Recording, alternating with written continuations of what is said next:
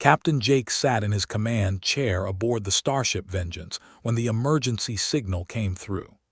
The red lights flashed across the bridge as the communications officer turned toward him with a worried look. "Sir, we're getting a distress call from Colony 7, said Communications Officer Rachel Ward. Her voice was tight with concern. "The signal is very weak and keeps cutting out." Jake leaned forward in his chair. Colony 7 was one of the furthest human settlements, a mining operation that supplied rare metals to Earth.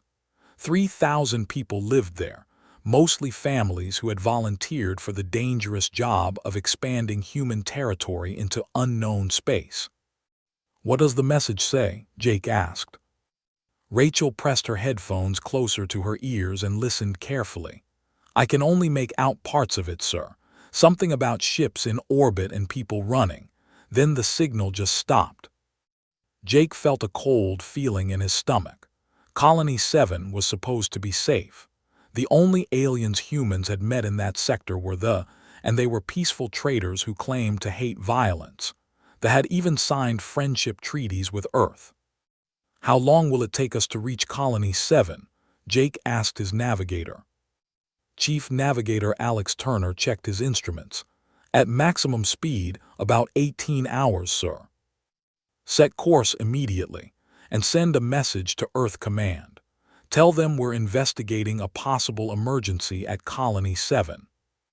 The next 18 hours felt like the longest in Jake's life. He tried to sleep, but kept thinking about the families on Colony 7. There were children there, teachers, miners, and scientists working on new ways to make distant planets suitable for human life. When the Vengeance finally arrived at Colony 7, Jake knew something was terribly wrong. The space around the planet was completely quiet. No ships were moving between the planet and the space station. No communication signals were coming from anywhere. "Take us into orbit," Jake ordered. "Scan the surface for life signs." Lieutenant Amy Richardson, the ship's science officer, worked at her station for several minutes before looking up with a pale face. "Sir, I'm detecting no movement anywhere on the planet. The power systems are still running, but I'm not reading any human life signs." Jake's heart sank. "Prepare a landing team. We're going down to investigate." Jake led the team himself, along with Amy and 6 armed security officers. Their shuttle landed in the main colony square, where the town hall and market usually buzzed with activity. Now it was silent as a grave. The first thing Jake noticed was the smell. Something terrible had happened here recently. As they walked through the empty streets, they found the first bodies near the school building. A teacher lay on the ground, still holding a child's hand.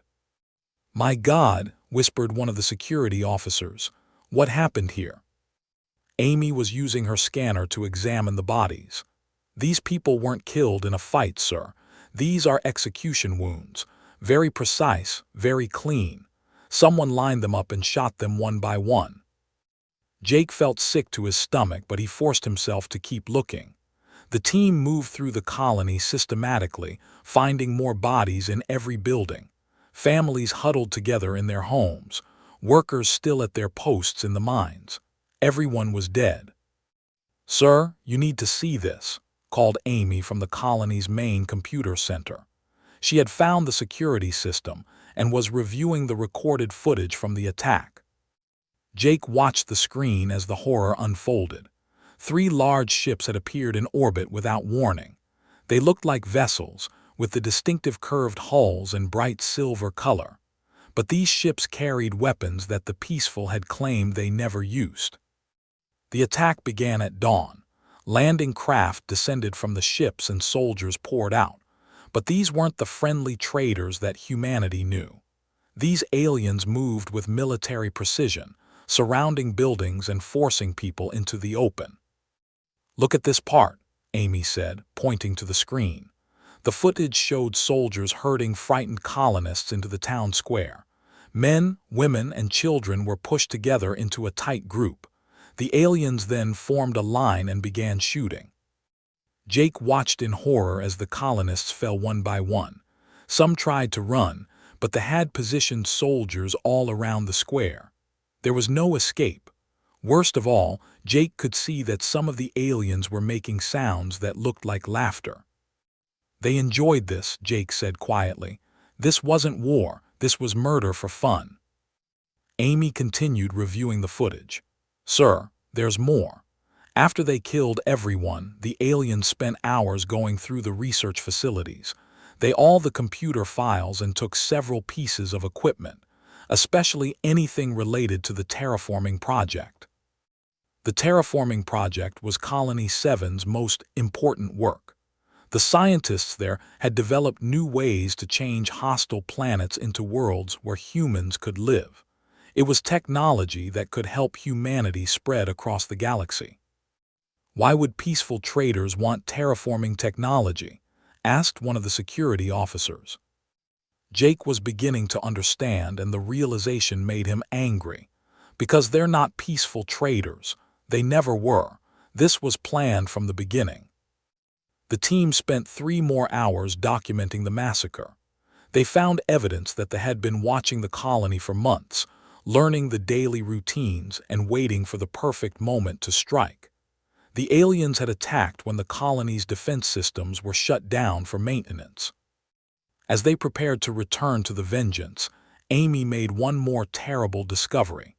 In the colony's medical center, she found evidence that the aliens had taken organs from some of the victims. Specific organs that suggested they were studying human biology. They're not just killers, Amy told Jake as they boarded the shuttle. They're collecting information about us. This attack was research. Jake sat in silence during the flight back to the ship. 3,000 innocent people had died. And for what? So that aliens who pretended to be friends could steal human technology and study human bodies. When they reached the Vengeance, Jake immediately sent a full report to Earth Command. Within hours, the response came back. All diplomatic relations with them were suspended. The aliens were now considered hostile, and any ships found in human space would be destroyed on sight. But Jake knew that wouldn't be enough. They had shown their true nature. They were predators who had been pretending to be peaceful while planning humanity's destruction. Someone had to hunt them down and make them pay for what they had done to Colony 7. As the Vengeance left the dead world behind, Jake made a promise to the 3,000 victims. They would face justice, no matter how long it took or how far humanity had to chase them across the galaxy. 6 months had passed since the Colony 7 massacre, and Captain Jake barely recognized himself in the mirror. The weight of 3,000 dead colonists had changed him. Dark circles under his eyes showed how little he slept, and his jaw was set in a permanent hard line that his crew had learned to respect and fear. Earth Command had promoted Jake to lead Operation Retribution, a special military force created for one purpose: hunt down every ship and base in known space. Jake now commanded 12 warships, each one built specifically for tracking and destroying the alien killers. The hunt had not been easy. They had vanished like ghosts after their attack on Colony 7. No one had seen their ships or received any communication from them. It was as if they had never existed at all. Lieutenant Colonel Ben stood on the bridge of Jake's flagship, the Retribution, studying star charts with intense focus. Ben was a former Special Forces soldier who had volunteered for the mission after losing his brother in an attack on a trade convoy. His job was to plan ground operations for when they finally found the aliens. "They're out there somewhere," Ben said, pointing to a section of the star map. "The question is where?" Jake nodded grimly. They were cowards when it came to fair fights, but they were excellent at hiding. Intelligence reports suggested they had scattered their forces across dozens of star systems, making small bases in asteroid fields and empty space where human ships rarely traveled. "Sir, we're getting a distress call," announced Communications Officer Rachel Ward. She had transferred to Jake's ship after Colony 7, wanting to be part of the hunt for the aliens who had murdered her friends. "Another attack?" Jake asked, his muscles tensing. "Yes, sir. The cargo ship Blue Star reports they're under attack by 3 vessels. They're requesting immediate assistance. Jake was already moving. All ships prepare for jump. Set course for the Blue Star's location. Maximum speed. The 12 human warships jumped through space toward the attack, but Jake knew they would probably arrive too late. They always followed the same pattern. They would attack defenseless targets, kill everyone aboard, steal what they wanted, and disappear before military forces could respond. When the human fleet arrived, they found the Blue Star drifting dead in space. The cargo ship's hull was torn open in several places, and there were no life signs aboard. The had struck again and vanished. Chief Navigator Alex Turner studied the sensor readings from the attack. "Sir, I think I found something. The ships left engine traces when they jumped away. If we follow the trail quickly enough, we might be able to track them." "Do it," Jake ordered. All ships follow Turner's lead. The human fleet followed the engine traces through 3 different star systems, always arriving just hours too late. They had hit 2 more targets, a research station studying new medicines and a small colony ship carrying families to a new world. Both attacks showed the same pattern of complete slaughter. "They're not just killing randomly," observed Lieutenant Amy Richardson, who had also joined Jake's crew. She was studying the attack patterns on her computer. "Look at these targets. The cargo ship was carrying rare metals. The research station had medical data. The colony ship had terraforming equipment." Turner looked up from his navigation console with excitement. "Sir, I think I see what they're doing. All these attacks are in the same general area of space. They're not random at all." Jake studied the star charts that Turner displayed on the main screen. The attacks formed a rough circle around a section of space that humans had never fully explored. "They're protecting something," Jake realized. "Something in that area that they don't want us to find." "What could be worth murdering entire colonies for?" asked Ben. Amy worked at her computer for several minutes before answering. "According to our files, that area contains several star systems that show signs of having planets suitable for life. Maybe they have a base there, or maybe they found something valuable." Jake made his decision. "Set course for the center of that area. We're going to find out what they are hiding." The human fleet moved carefully through the protected space, scanning every planet and asteroid field they passed. For 3 days they found nothing but empty space and dead worlds. Then Turner's sensors detected something unusual. "Sir, I'm reading artificial structures on the 3rd planet of the 442 system. They're definitely not human." Jake felt his pulse quicken. "Can you tell what they are?" "It looks like a research facility, sir. Large buildings, power systems, and what might be landing pads for ships." "Finally," Jake said grimly, "prepare all ships for attack. This time we're going to catch them." But as the human fleet approached the planet, they realized something was wrong. The base was completely abandoned. Landing teams found empty buildings and equipment that had been hastily removed. The aliens had fled just hours before the humans arrived. However, the base wasn't completely empty. In the central building, Ben's soldiers found something that made Jake's blood run cold. The walls were covered with photographs of human colonies, trade routes, and military bases. They had been watching humanity for years, planning attacks and gathering intelligence. "Look at this," Amy called from another room. She had found a computer terminal that the aliens had failed to destroy completely. "They have detailed maps of human space, population figures for every colony, and schedules for cargo ships and patrol routes." Jake studied the information with growing horror. They knew everything about human civilization. They knew which colonies were weakly defended, which ships carried valuable cargo, and when human military forces would be busy elsewhere. This wasn't random terrorism, Jake realized. This was preparation for war. Turner made another disturbing discovery in the base's communication center. "Sir, I'm detecting recent message transmissions. They were in contact with other groups, but the messages are coded. I can't read them." "Other groups?" Jake asked. "Unknown, sir. But based on the signal strength and direction, they were communicating with at least 6 different locations across the galaxy." Jake felt a chill run down his spine. They weren't just a single group of alien killers. They were part of something larger, something organized and widespread. "Sir," Rachel called from her communication station, "I'm receiving a transmission. It's on frequencies, but it's not coded." "Put it through," Jake ordered. The voice that came through the speakers was cold and mechanical, speaking in broken human language. "Human ship Retribution, you are in space. Leave now or be destroyed." Jake smiled grimly. After 6 months of chasing ghosts, the aliens were finally ready to fight. "Tell them we're not going anywhere," he said. "Tell them we're here to collect payment for Colony 7. The transmission ended, but Jake knew this was just the beginning. They had revealed themselves, and now the real hunt could begin.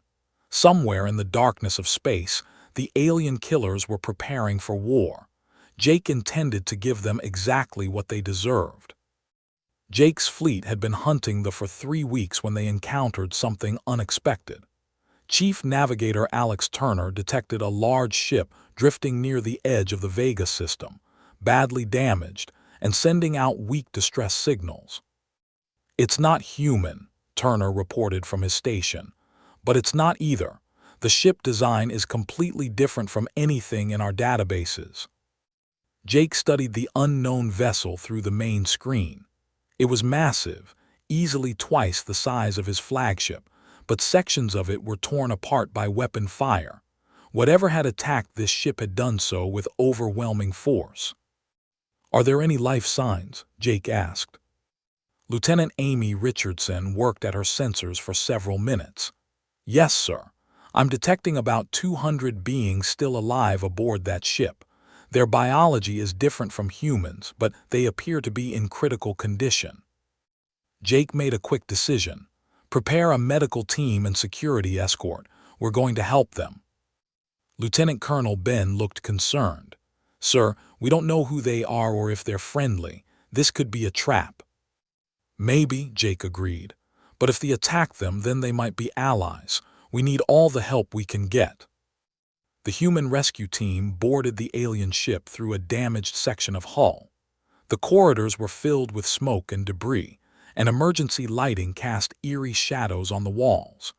Bodies of alien beings lay scattered throughout the ship, all killed by the same type of energy weapons that had murdered the colonists at Colony 7.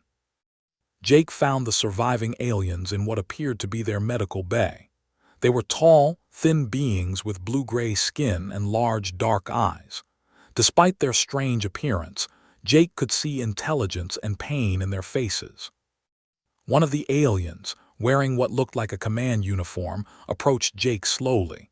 The being spoke in a language Jake didn't understand, but there was something familiar about the tone.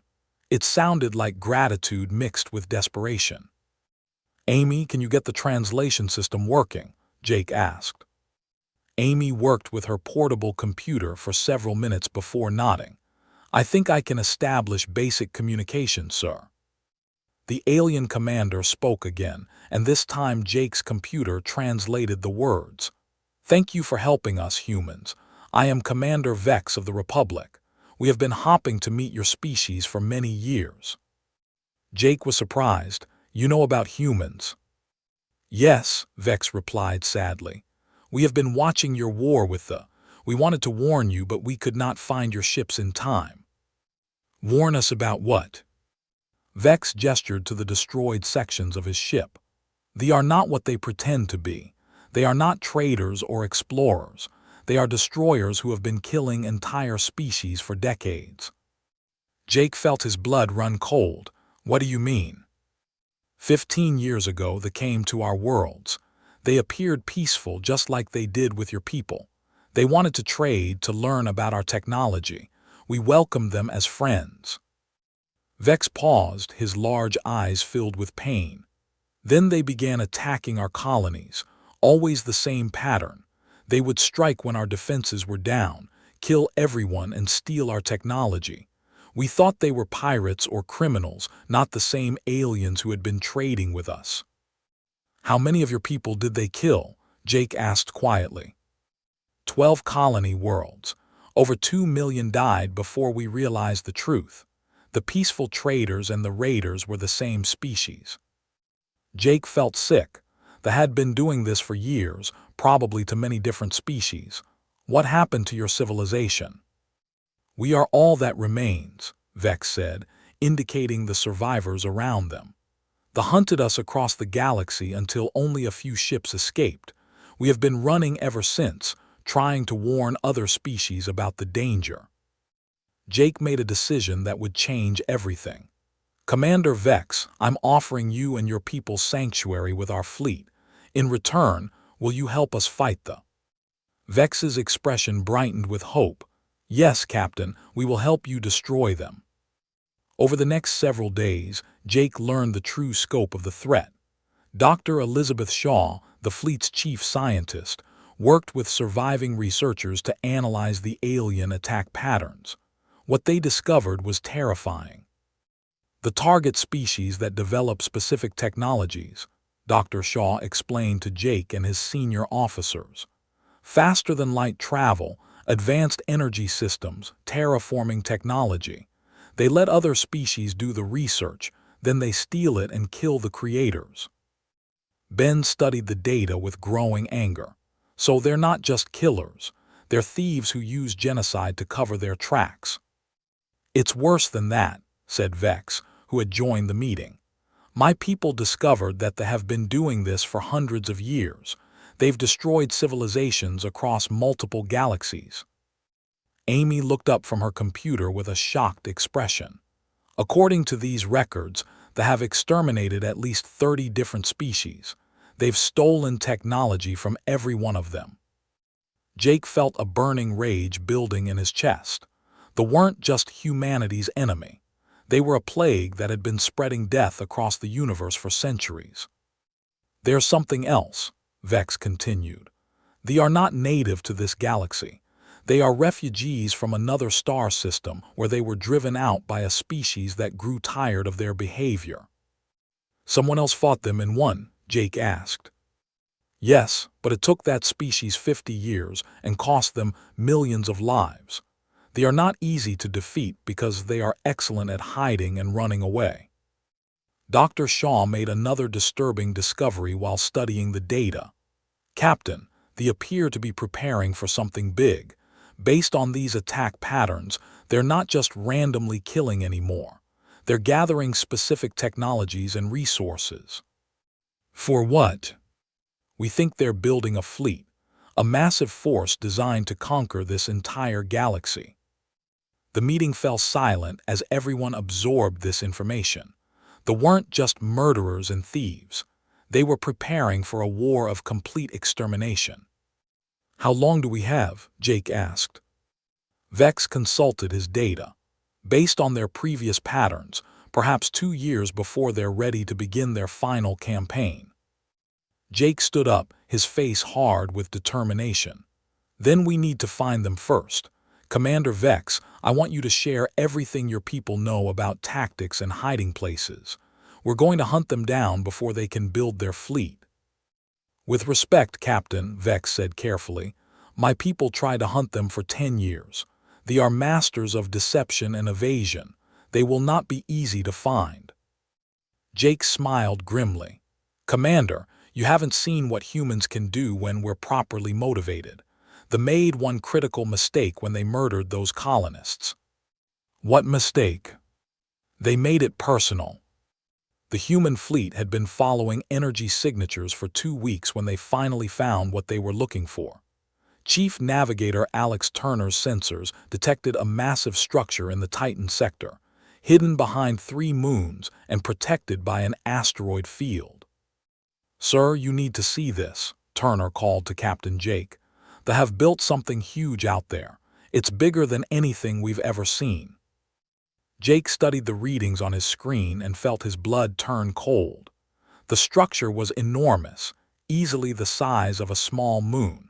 It bristled with weapons and energy shields, and dozens of ships moved around it like angry insects. It's a battle station, Jake realized. They've been building a fortress. Lieutenant Amy Richardson worked at her sensors, her face growing pale as more information came in. Sir, I'm detecting weapons systems that use technology from multiple species. They've combined everything they've stolen over the years into one massive weapon. Commander Vex, who had been working with the human fleet for the past month, looked at the readings with obvious fear. Captain, this is much larger than anything my people ever encountered. They have been preparing for this battle for years. Jake felt a cold realization wash over him.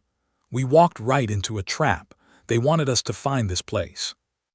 Lieutenant Colonel Ben nodded grimly. They've been leaving clues for us to follow, leading us here step by step. This whole hunt was planned by them from the beginning. Before Jake could respond, the communication system activated. A cold voice filled the bridge, speaking in perfect human language. Captain of the ship Retribution, welcome to your grave.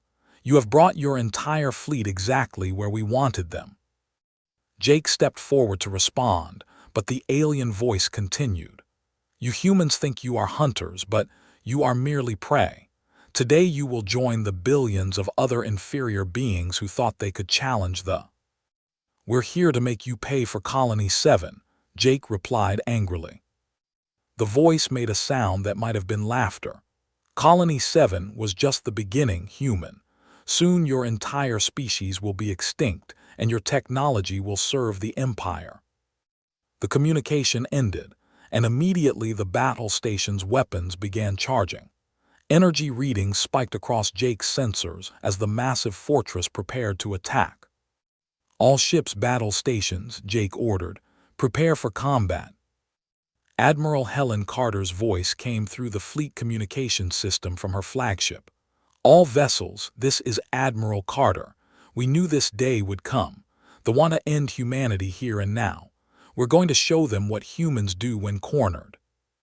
The battle began with a massive energy blast from the station that lit up space like a small sun.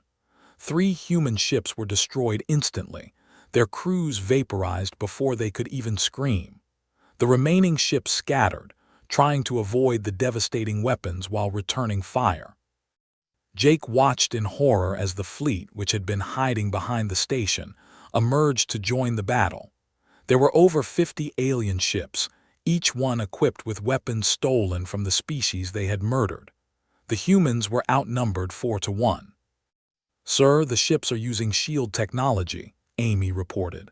Our weapons aren't having much effect. Commander Vex worked frantically at a console beside her. I can modify your weapon frequencies to penetrate those shields, but it will take time. We don't have time, Jake replied as another human ship exploded under fire. Ben, prepare your boarding teams. We're going to take that station from the inside. Ben looked at Jake as if he had lost his mind. Sir, that's suicide. The station is huge and we don't know how many are aboard. It's our only chance, Jake said firmly. If we can capture their command center, we might be able to turn their own weapons against them. While the space battle raged around them, Jake led a desperate boarding mission toward the station. 3 small shuttles carried 30 human soldiers through the maze of enemy fire, dodging energy blasts and missile explosions. The shuttles attached to the station's hull, and Ben's soldiers used cutting tools to burn through the alien metal. As soon as they entered the station, they found themselves in a nightmare. The corridors were filled with preserved remains of various alien species, displayed like hunting trophies. Skeletal structures from dozens of different civilizations lined the walls, each one labeled with the date of their extinction. These sick monsters, whispered one of the soldiers. They're proud of what they've done.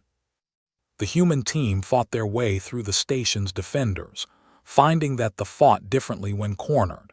Instead of their usual cowardly tactics, the aliens now battled with desperate fury, using their knowledge of other species' weaknesses against the human soldiers.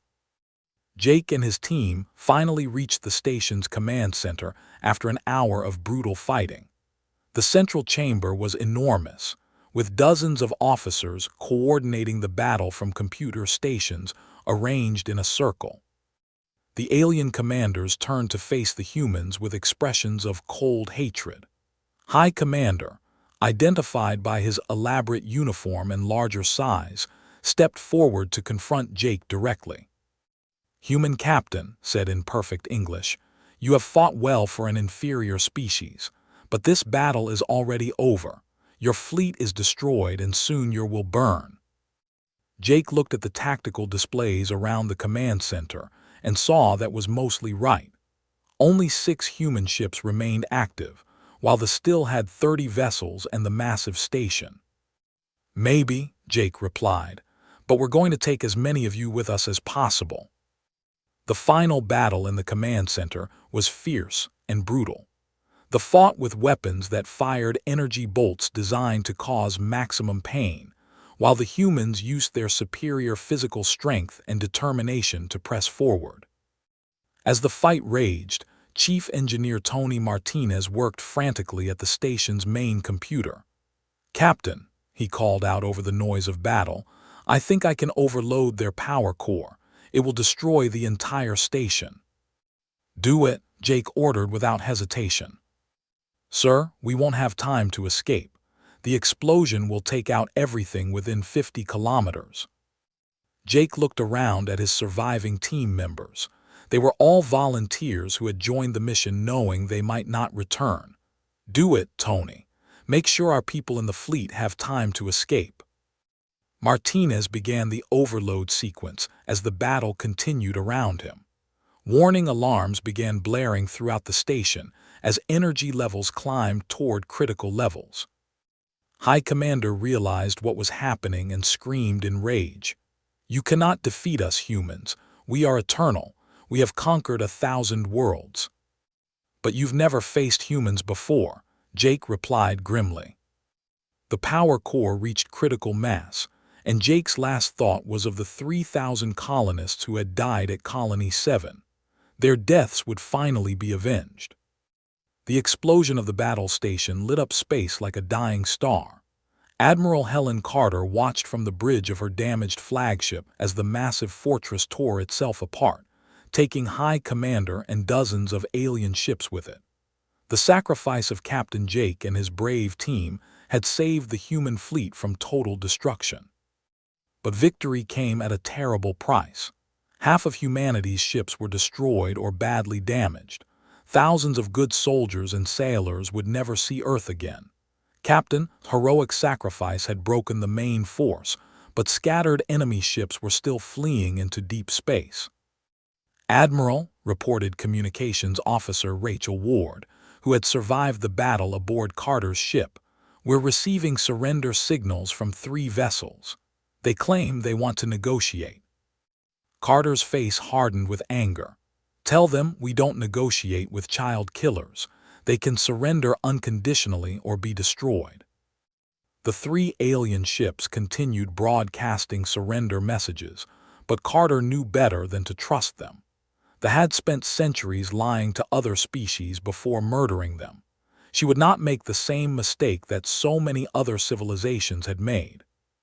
Lieutenant Colonel Ben had also survived the battle, though his assault shuttle had been badly damaged during the escape from the exploding station.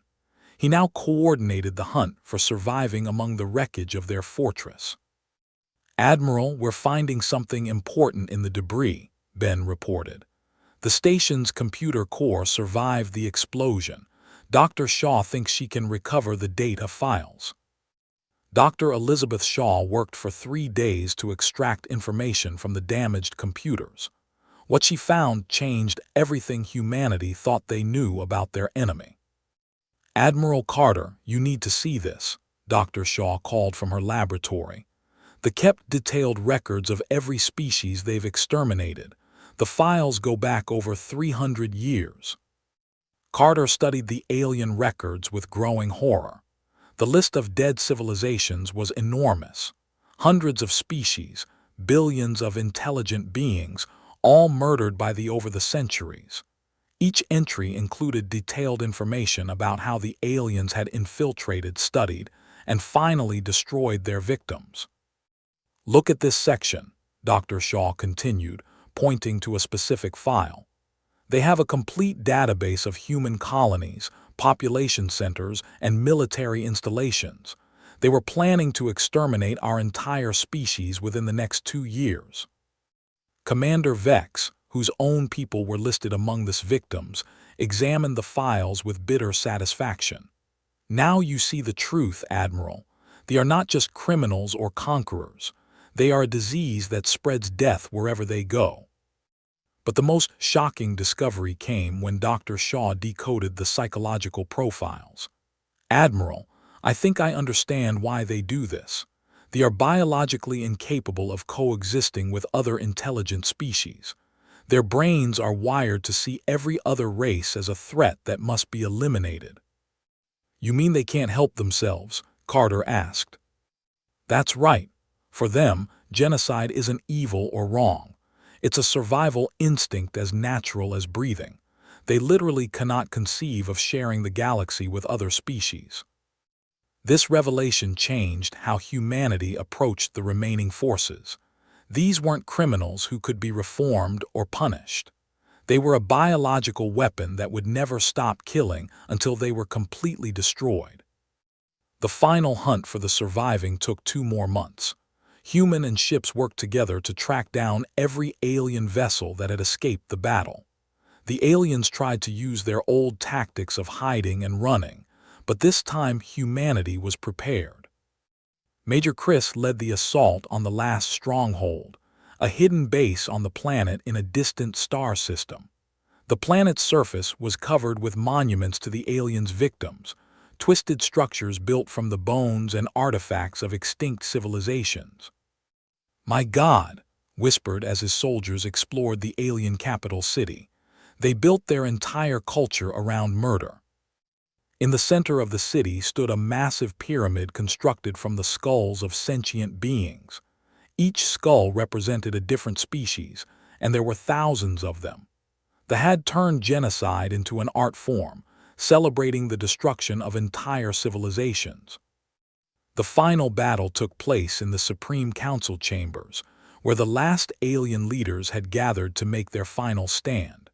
Admiral Carter herself led the assault, wanting to face the creatures who had murdered so many innocent people.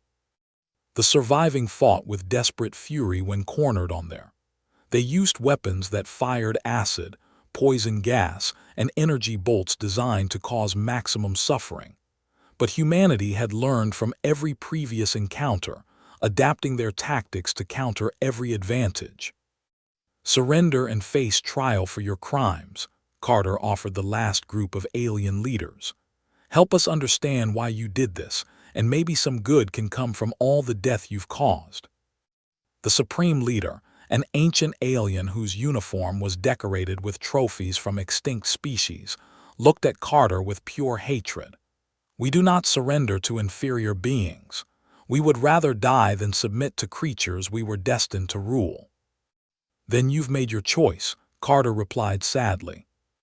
The final battle was brief but intense.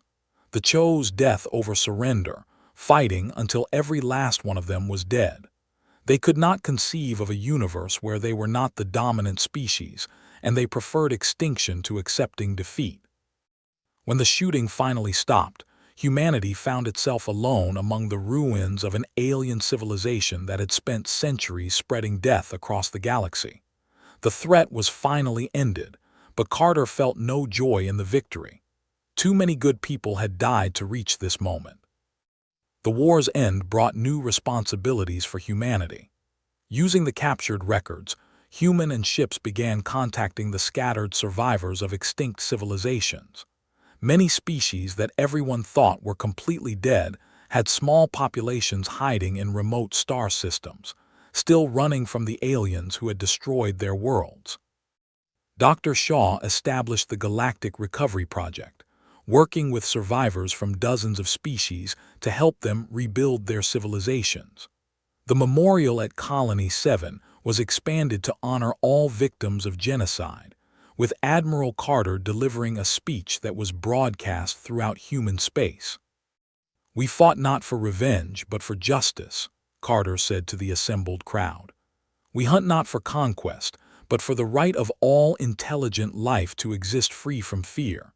Today we promise that never again will genocide go unpunished in this galaxy." The final scene took place 1 year later, as representatives from 43 different species gathered on Earth to establish the Galactic Defense Alliance. Humanity, forged in the fire of alien genocide, had become the galaxy's protector, ensuring that no species would ever again face extinction alone. Commander Vex, now serving as the Alliance's first non-human admiral, stood beside Carter as they watched the ceremonial signing of the Alliance Charter.